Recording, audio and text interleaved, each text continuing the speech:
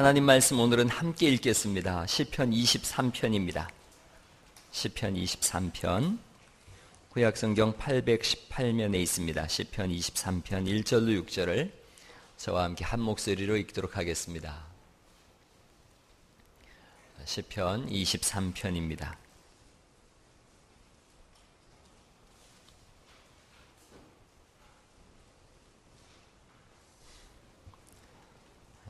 다 찾으셨으면 한번 큰 소리로 아멘 하십니다. 예, 저와 한 목소리를 읽겠습니다. 여호와는 나의 목자시니 내게 부족함이 없으리로다. 그가 나를 푸른 풀밭에 누이시며 쉴만한 물가로 인도하시는도다. 내 영혼을 소생시키시고 자기 이름을 위하여 의의 길로 인도하시는도다. 내가 사망의 음침한 골짜기로 다닐지라도 해를 두려워하지 않을 것은 주께서 나와 함께 하심이라. 주의 지팡이와 막대기가 나를 안위하시나이다. 주께서 내 원수의 목전에서 내게 상을 차려주시고 기름을 내 머리에 부으셨으니 내 잔이 넘치나이다. 내 평생의 선하심과 인자하심이 반드시 나를 따르리니 내가 여호와의 집에 영원히 살리로다. 아멘, 아멘, 할렐루야. 하나님께서 사람에게 주신 말씀 중에서 가장 높은 봉우리가 있다면 구약에는 출애굽기 20장에 나오는 십계명이고 신약에는 마태복음 5장에 나오는 산상수훈이다. 사람들이 다 그렇게 고백을 합니다. 그렇다면 사람 쪽에서 하나님께 올려드리는 최고의 신앙 고백이 있다면 신약에서는 마태복음 6장 33절에 주는 그리스도시요 살아계신 하나님의 아들이십니다 라는 베드로의 고백과 함께 구약에서는 우리가 방금 읽은 시편 23편입니다.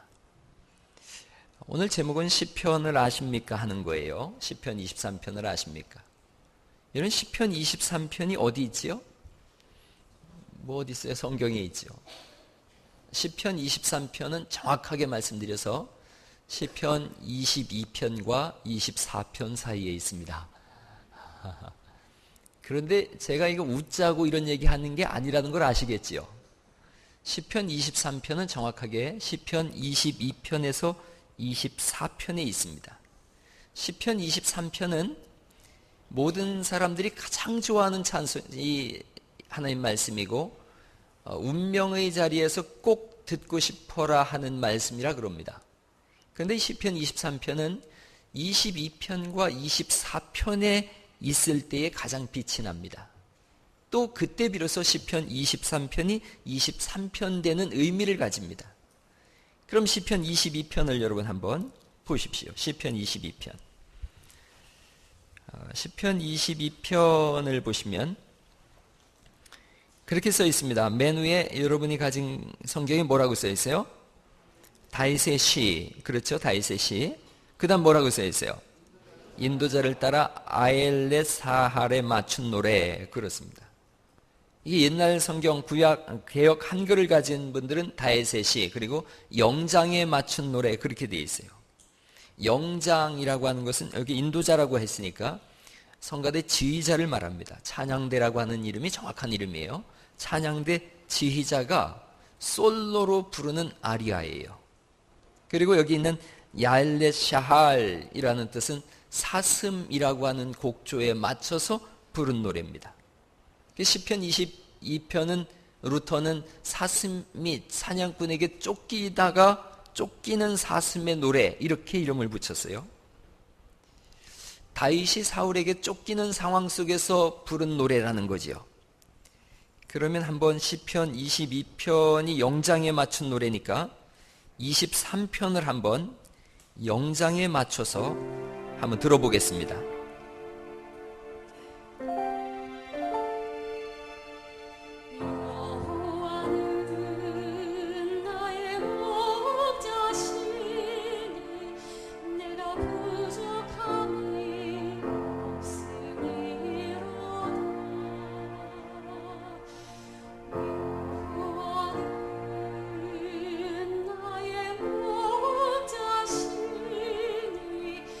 내게 보자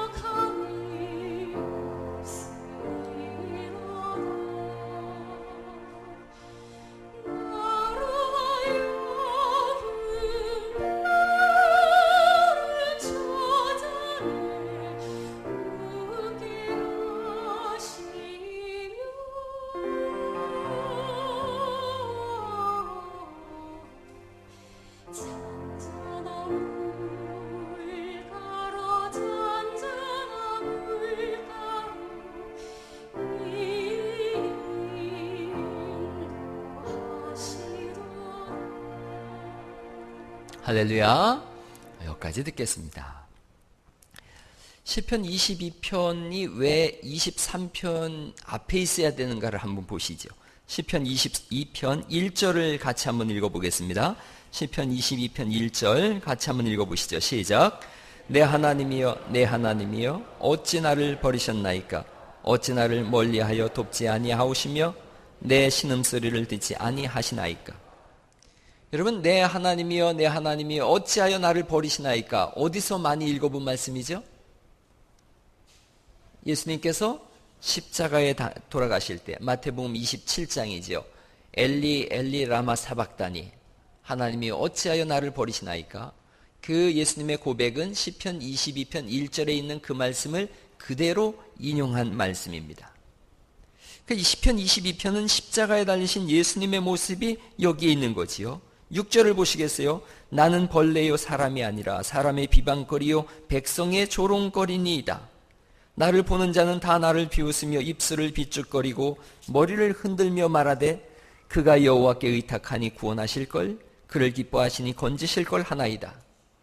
예수님 십자가에 달리셨을 때 사람들이 다 조롱하지요. 어디 한번 내려와 봐라. 하나님께 기도하나 보다. 엘리야가 와서 구하나 보자. 예수님을 조롱합니다. 또 보시면 14절 말씀 보실까요? 나는 물같이 쏟아졌으며 내 모든 뼈는 어그러졌으며 내 마음은 밀랍 같아서 내 속에서 녹았으며. 예수님께서 고통당하시는 모습을 그대로 여기에 말씀하고 있어요. 18절 말씀을 같이 읽어보시죠. 시작. 내 겉옷을 나누며 속옷을 제비 뽑나이다. 그러면 이 시편 22편은 지금 누구에 관한 말씀인 거죠? 예수 그리스도에 대한 말씀이에요. 십자가에서 극한 고통을 당하시는 예수님의 모습이에요. 이것을 도망다니는 다윗의 사건을 통해서 예수님이 이런 고난 속에서 죽으실 것을 미리 예언한 말씀이지요.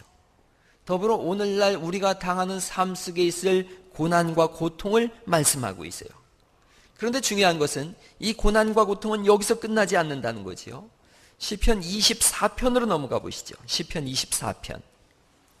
22편의 이 고난이 어떻게 결론되어지는지 시편 24편 3절 말씀 읽어보실까요? 시작. 여호와의 산에 오를 자가 누구며 그의 거룩한 곳에 설 자가 누구인가. 지금 거룩한 곳 여호와의 산 이렇게 말씀하고 있고요. 5절 말씀 또 읽어보시죠. 시작. 그는 여호와께 복을 받고 구원의 하나님께 의를 얻으리니 이는 여호와를 찾는 족속이요 야곱의 하나님의 얼굴을 구하는 자로다. 그리고 7절 말씀을 크게 한번 읽어보십니다. 시작.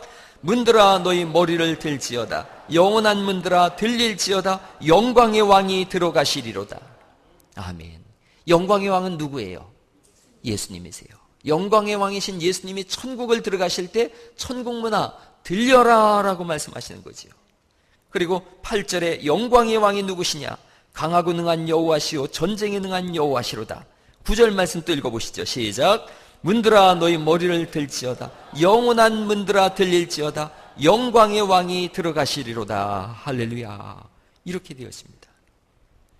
22장은 고난의 장입니다. 24장은 영광의 장입니다. 22장은 고난의 장이니까 예수님께서 십자가에 올라가신 골고다 언덕을 말씀합니다. 고난과 십자가의 산입니다. 24장은 하나님의 거룩한 곳 예루살렘 성전이 있는 시온산입니다. 거기를 어디를 지나야 통과할 수 있다고요? 시편 23편이 있어야 통과가 되어집니다. 시편 23편은 철저한 신앙 고백입니다. 철저한 믿음을 고백하는 것인데 그 믿음 안에서 시편 24편에 하나님 나라가 열리는 것을 보는 것입니다. 고난과 영광이 있는데 그 가운데 시편 23편에 믿음이 있습니다. 조금 더 확장해서 한번 욥의 비유를 보겠습니다. 우스 땅에 욥이라는 사람이 살고 있습니다. 이 사람은 하나님을 경외하며 악에서 떠난 사람이라고 성경이 말씀하고 있습니다. 아들이 7이고 딸이 3입니다. 양이 7천이고 약대가 3천이고 소가 500이고 암나귀가 500이고 종도 많고, 그래서 나중에 성경이 뭐라고 써있냐면 동방 사람 중에 가장 큰 자다 그랬어요. 가장 부유하고 넉넉한 사람입니다. 이 사람은 아마 날마다 양치기 소년 다윗처럼 노래했을 거예요. 여호와는 나의 목자시니, 그 다음 뭐예요? 내게 부족함이 없으리로다. 날마다 내게 부족함이 없다고 고백했을 거예요. 어느 날 엄청난 환란이 찾아옵니다. 스밧 사람이 쳐들어와서 재물을 약탈하고 종을 죽였다고 보고를 받습니다. 그 보고가 끝나기도 전에 하늘에서 불이 내려서 양과 집을 다 불살랐다고 합니다. 그 보고가 끝나기도 전에 거친들에서 대풍이 밀려와서 집이 무너져서 10명의 자녀들이 다 죽었다고 합니다. 위기의 때지요. 시편 22편, 23편, 24편으로 말씀드리면 몇 편에 해당되는 부분이에요? 시편 22편의 때예요. 그런데 이 사람이 고백합니다. 내가 모태에서 알몸으로 나왔으니 알몸으로 돌아갈지라도 나는 할 말이 없다는 거지요. 주신 자도 여호와시요 거두신 이도 여호와시니 여호와의 이름이 찬송을 받으시니이다. 할렐루야. 지금 이건 시편 몇 편을 고백하는 거예요? 23편을 고백하는 거예요. 욥에게 두 번째 고통이 찾아옵니다. 발바닥에서부터 정수리까지 욕창이 났어요. 악창이 났지요. 욥이 제 가운데서 기아 조각으로 자기 몸을 긁고 있어요. 그랬더니 부인이 와서 악다구니를 씁니다. 하나님을 욕하고 죽으라. 지금 어떤 상황이에요? 시편 22편의 상황이에요. 욥이 또 고백해요. 그러나 우리가 하나님께 복을 받았은즉 재앙도 받지 아니하겠느냐. 이 모든 일에 욥이 하나님께 입술로 범죄치 아니하였다. 할렐루야. 시편 23편의 고백이 있는 거지요. 그리고 욥기 42편은 2장은 그렇게 끝납니다.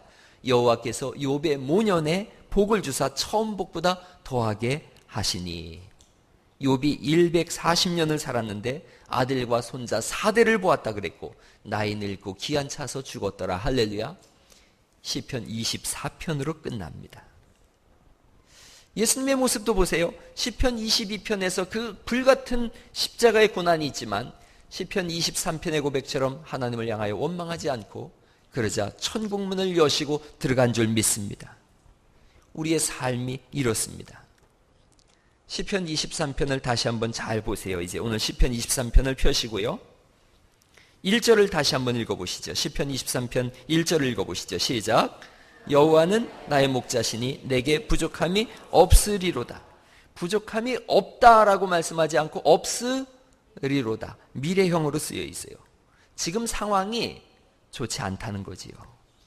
3절 말씀을 또 보실까요? 3절 말씀 읽어보시죠. 시작.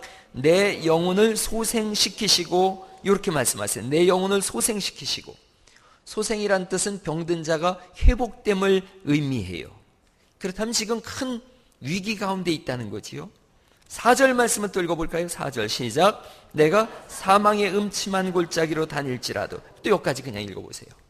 처음에는 부족함이 없을 겁니다. 두 번째는 소생시켜주세요. 세 번째는 사망의 음침한 골짜기. 점점 위험이 가증되어집니다. 점증법을 쓰고 있어요. 5절 말씀 또 읽어보시죠. 시작. 주께서 내 원수의 목전에서 내게 상을 차려주시고. 지금 어디에 있다는 거지요? 원수의 목전에 있다는 겁니다. 점점 위기 상황이 강하고 있어요. 그럼에도 불구하고 이 사람은 뭐라고 고백해요? 내게 부족함이 없으리로다. 다윗은 목동입니다. 양치는 소년이었어요. 나라가 위기에 처하자 분연히 일어나서 골리앗을 쳐 죽이고 일약 나라를 구한 영웅이 됩니다.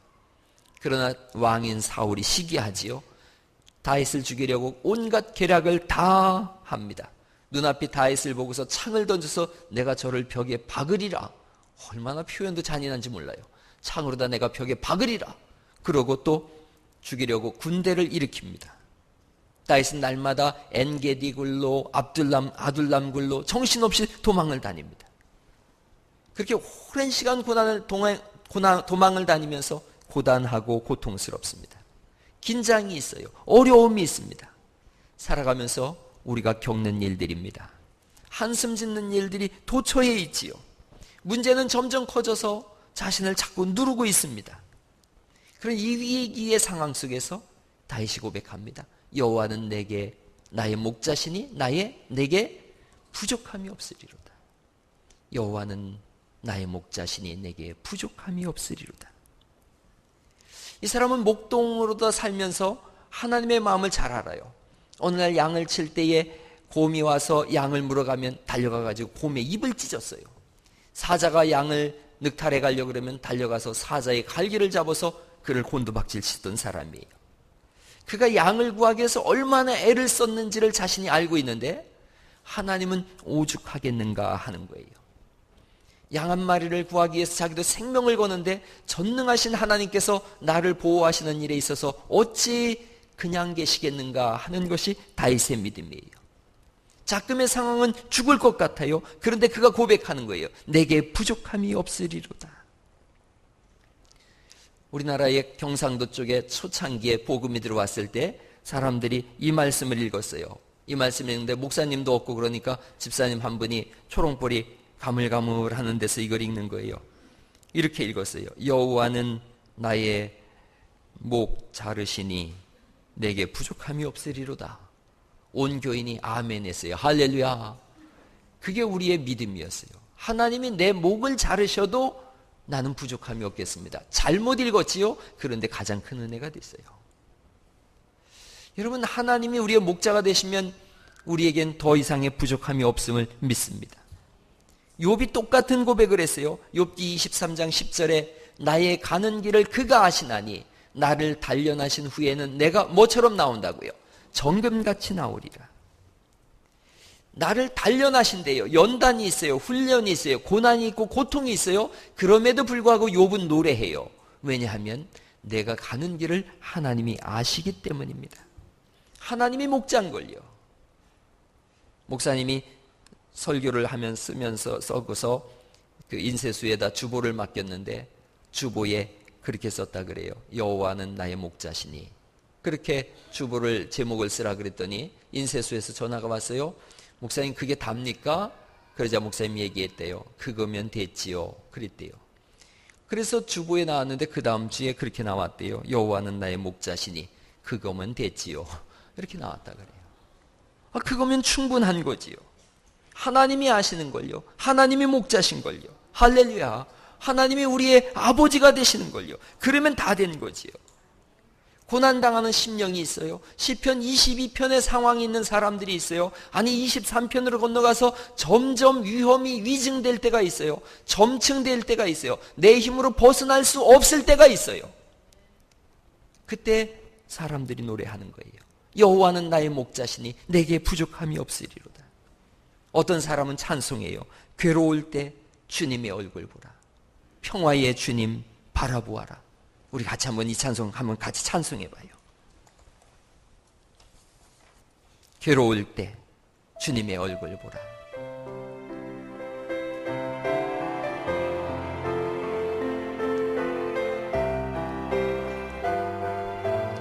마음을 열어서 크게 한번 찬송해보세요. 주님의 얼굴 보라.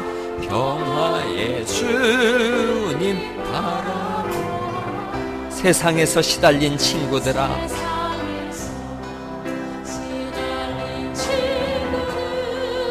주님의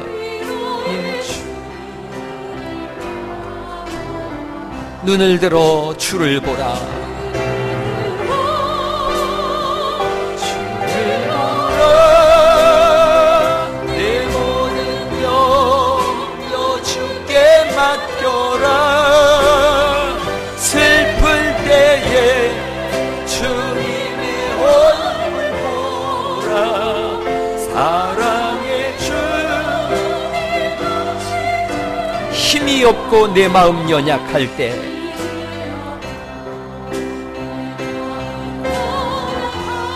능력의 주님 바라보아라. 아멘 아멘. 주의 이름 부르는 모든 자는 힘주시고 늘 지켜주시리. 아멘.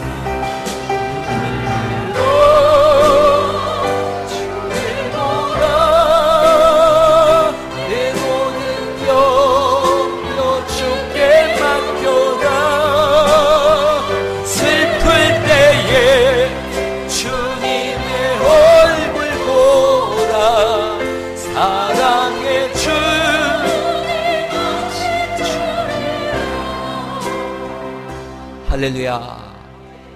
옆 사람한테 얘기하세요. 시편 22편이 있다면 시편 23편도 있습니다. 한번 해보세요. 시작.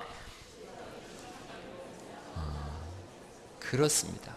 예, 맞습니다. 시편 22편이 없다면 23편도 의미가 없어요. 시편 22편은 십자가에 달리신 예수님의 모습이에요. 우리의 모든 죄를 다 짊어지시고 죽으신 예수님이세요. 죽으실 뿐 아니라 부활하시고 승리하신 예수님인 줄 믿습니다.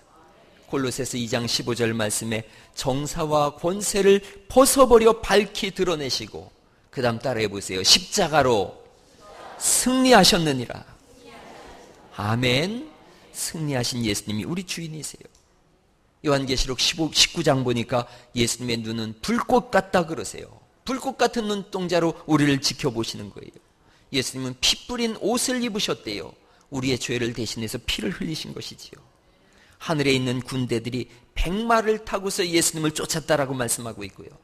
그의 입에서는 예리한 검이 나왔다고 말씀하시는 줄 믿습니다. 그 다리에 이름 쓴 것이 있으니 만왕의 왕이요 만주의 주라 하였더라. 만왕의 왕이요 만주의 주이신 예수님, 온 우주의 주인이시고 과거와 현재와 미래를 쥐어잡고 계신 분, 그분이 우리 구원자시고 우리 예수님이신 줄 믿습니다. 그러니 부족함이 없는 거예요. 시편 23편 4절 말씀을 보시겠어요? 내가 사망의 음침한 골짜기로 다닐지라도 해를 두려워하지 않을 것은, 그 다음 같이 읽어봐요. 시작.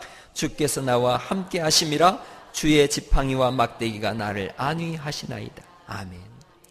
지팡이와 막대기를 만드는 것은 올리브 나무예요. 이스라엘 목자들이 가지고 있는 막대기와 지팡이예요.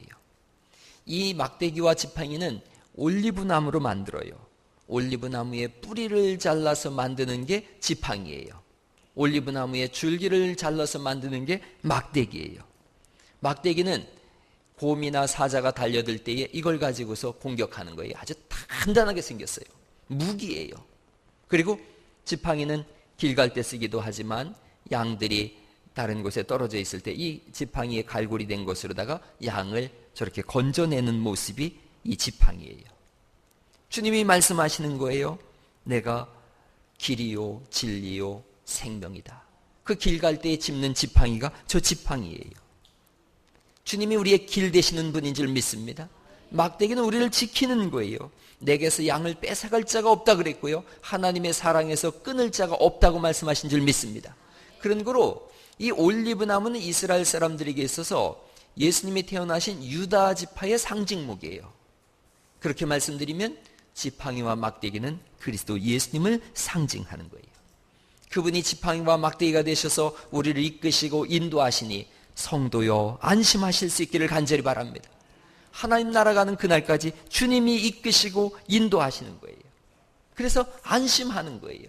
그래서 일어나는 거예요. 시편 22편에 머물러 있을 수가 없는 거예요. 주의 지팡이와 막대기가 나를 안전하게 보호하시는데 내가 이 절망의 구렁텅이에 내가 쓰러져 있을 수 있겠느냐는 겁니다. 우리 교회에 암투병하는 권사님도 계시고 어머니도 계시고 또 질병으로 인하여 고통하는 우리 어린 아들, 딸들도 있어요. 제가 시편 23편을 묵상하면서 오늘 하나님 그들을 치료하여 주옵소서라고 기도했어요. 그런 은혜가 있기를 간절히 축원합니다. 하나님께서 만져주시기를 원하는 마음이 있어요. 우리 교회가 금요일마다 아픈 분들을 위해서 기도하고 있어요. 하나님께서 치료해 주시기를 간절히 바라는 마음이 있어요. 여러분, 이 마음과 이 기도를 받으시고 오늘 일어나실 수 있기를 간절히 축원합니다. 어떤 어머니가 자기 아들이 사경을 헤매요. 절망의 구렁텅이에 빠졌어요. 그런데 라디오에서 시편 23편이 흘러나오더래요. 그 말씀을 듣고서 그래 하나님이 나를 보호하시는데, 그리고 일어나서 똑바로 앉았다는 거예요. 똑바로 앉아서 찬송을 부르기 시작했어요. 우리가 잘 아는 찬송인데 그 찬송을 끊임없이 부르고 소망을 갖고 일어나서 그 아이를 위하여 기도하고 또 기도할 때 하나님께서 역사하셔서 치료하셨다고 하는 간증을 들었어요. 할렐루야. 그 찬양이 우리가 잘 아는 찬양이에요. 왜 나만 겪는 고난이냐고. 불평하지 마세요. 고난의 뒤편에 있는 주님이 주실 축복 미리 보면서 감사하세요. 오늘 이 찬양도 같이 한번 불러봐요. 왜 나만 겪는 고난이냐.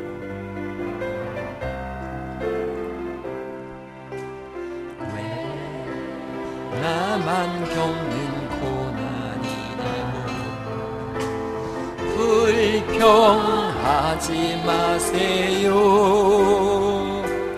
고난의 뒤편에 있는 주님이 주실 축복 미리 보면서 감사하세요. 너무 견디기 힘든 지금 이 순간에도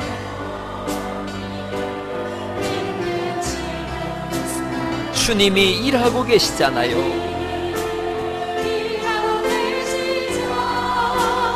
남들은 지쳐 앉아 있을지라도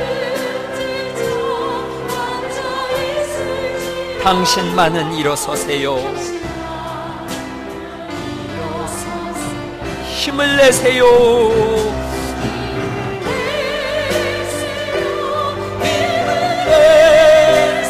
주님이 손잡고 계시잖아요.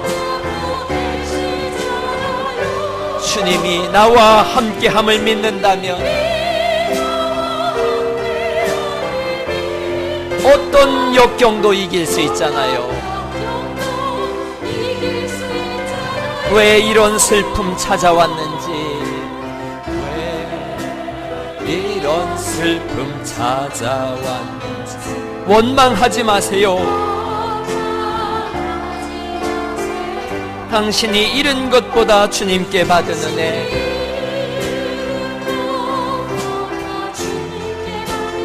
더욱 많음에 감사하세요. 아멘. 너무 견디기 힘든 지금 이 순간에도 주님이 일하고 계시잖아요. 남들은 지쳐 앉아 있을지라도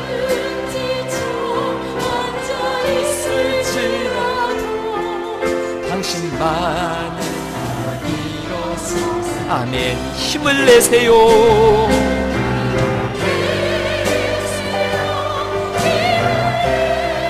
주님이 손잡고 계시잖아요. 아멘. 주님이 나와 함께함을 믿는다면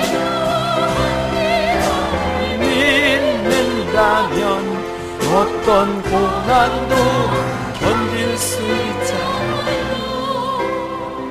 할렐루야. 우리 교회에 아픈 분들 힘을 좀 내시라고 우리 격려의 박수를 좀 한번 좀 보내시기 바랍니다. 힘을 내세요. 힘을 내세요. 주님이 함께 하세요. 최선의 상황을, 최악의 상황을 최선의 상황으로 바꿀 수 있는 분은 오직 하나님밖에 없음을 믿으시기 바랍니다. 우리 삶에 다른 대안이 없어요. 하나님 외에는 다른 대안이 없습니다. 다른 대안이 있으면 좀 알려줘 보세요. 세계 최강국이 미국이에요. 그 나라의 국력은 상상을 불허합니다. 바다와 육지와 하늘을 다 장악하고 있어요. 그들이 큰 소리 쳤어요. 우리는 세계 최강국이다. 누가 미국을 막을 수 있겠느냐? 우리의 국방력을 봐라. 그런 나라도요, 구멍이 뚫리고 9.11 테러가 일어나서 2749명이 죽었어요. 9월 11일 날 무역센터가 무너지고 그 자리에 철근이 떨어졌는데 공교롭게도 십자가 모양을 하고 있었습니다. 이 사람들이 고백했어요. 이 나라의 해답은 국방력에 있는 것이 아니라 십자가에 있음을 하나님이 알려주셨습니다. 할렐루야. 우리의 소망은 예수입니다. 인생의 미래를 누가 아는 사람이 있습니까? 내일을 아는 사람이 있나요? 하나님이 우리에게 말씀하셨어요. 너희는 내일 일을 자랑하지 말라. 오늘 무슨 일이 일어날는지 너희가 알 수 없습니다. 자랑할 일이 없어요. 확정짓고 단정할 수 있는 일이 없어요. 세상의 모든 것이 불확실하고 모든 것을 장담할 수가 없어요. 오직 영원한 것은 하나님 외에는 없는 줄 믿습니다. 그래서 우리는 날마다 아침에 일어나면서도 하루의 일과를 시작하면서도 저녁에 잠자리에 들면서도 어려움에 처했을 때도 늘 고백하는 거예요. 여호와는 나의 목자시니 내게 부족함이 없습니다. 하나님이 목자가 되실 때 그것만이 확실한 줄 믿습니다. 다윗은 말년에 큰 실수를 합니다. 우리아의 아내를 탐내서 우리아를 죽게 하고 그 여자를 자기 아내로 삼습니다. 엄청난 죄지요. 용서받을 수 없는 죄입니다. 그럼에도 불구하고 그가 회개할 때에 하나님은 용서해 주셨습니다. 그때 다윗은 죽고 싶은 심정이었을 겁니다. 그러나 그 시간에도 그는 하나님을 의지합니다. 그리고 소생함을 경험하게 됩니다. 신약에 와서 보니까 재산을 다 말아먹고 돌아오는 방탕한 아들이 있었습니다. 그 아들이 아버지한테 와서 그냥 머슴 중에 하나로 써주세요 합니다. 그런데 선하신 아버지는 죽었다가 돌아온 아들이라고 생각합니다. 내 아들이 죽었다가 살았다, 잃었다가 찾았다. 그리고 그 아들을 위해서 동네 잔치를 엽니다. 하나님은 우리의 선하신 아버지인 줄 믿습니다. 평생 신앙생활 하시던 장로님께서 임종하시면서 회개기도를 하는데 도저히 회개기도를 할 수가 없다고 울고 있는 거예요. 자손들이 당황했어요. 아니 아버지 왜 회개기도를 못하십니까?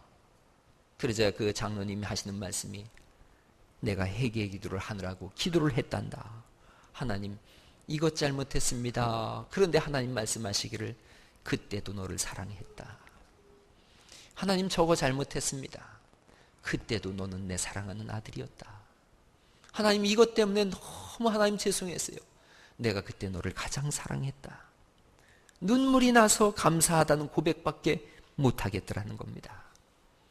예수님 잘 믿으신 분입니다. 하나님은 소생시키시는 분인 줄 믿습니다. 하나님의 교회에 오늘 오신 목적이 있지요. 다른 거 아니에요. 푸른 초장 쉴만한 물가로 쉬러 온 거예요. 여기 올 때 비로소 갈증이 해결되기에 찾아오신 줄 믿습니다. 하나님 전에서 쉼을 얻으시고 소생을 경험할 수 있기를 간절히 바랍니다. 하나님 전에서 갈증을 해결하지 못하면 사람들은 세상으로 나갑니다. 신앙의 맛을 보지 못하면 세상의 맛을 보려고 합니다. 교회가 푸른 초장입니다. 쉴만한 물가입니다. 여기서 주님이 우리를 회복시키시는 줄 믿습니다. 부족함이 채워질 때까지 찬송하고 기도하고 말씀 읽는 겁니다. 그저 왔다가 가는 시계추 같은 신앙으로는 영혼의 부족을 채울 수 없습니다. 누가 뭐라고 하든 눈물이 나오거들랑 눈물을 흘리시고 찬송이 나오거들랑 찬송을 부르시고 주를 부르는 은혜가 있기를 간절히 바랍니다. 사람마다 상황이 다 다릅니다. 어떤 분은 극심한 고통의 시편 22편을 지나는 분이 있고요. 어떤 분은 시편 23편의 찬송을 부르는 분이 있고 어떤 분은 시편 24편의 최상의 시간을 보내는 분도 있습니다. 그러나 22편이든 23편이든 24편이든 그 모든 길에 인도자는 우리 주 예수님인 줄 믿습니다. 하나님이 우리를 아시는 겁니다. 너의 아픔을 내가 알고 있다. 너의 눈물을 알고 있다. 네가 사망의 음침한 골짜기를 지날지라도 내가 늘 너와 함께하고 있다. 우리를 아시는 주님, 나를 아시는 주님, 우리를 지으신 주님, 그분이 있기에 우리는 부족함이 없노라고 오늘도 고백하고 찬송하는 줄 믿습니다.